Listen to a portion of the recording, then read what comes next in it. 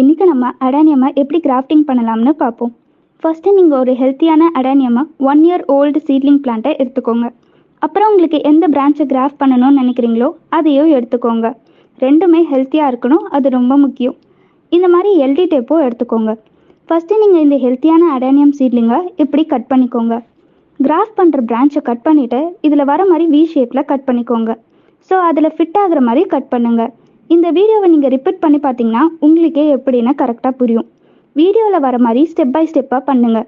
இந்த பிரான்ச்சில் ஒரு வி ஷேப்பும் இந்த பிரான்ச்சில் ஒரு வி ஷேப்பும் கட் பண்ணிக்கோங்க. அப்புறம் எல்டி டேப் யூஸ் பண்ணி இந்த மாதிரி நல்லா டைட்டாக சுற்றி விட்டுக்கோங்க. அப்புறம் இது மாதிரி ஒரு கவர் போட்டு ஹியூமிடிட்டிக்காக க்ளோஸ் பண்ணிக்கோங்க. இது எல்லாம் இப்போ கிராஃப்ட் பண்ணுது. கிராஃப்ட் பண்ணி 20 டேஸ்க்கு அப்புறம் மேலே இருக்க கவரை ரிமூவ் பண்ணிக்கலாம்.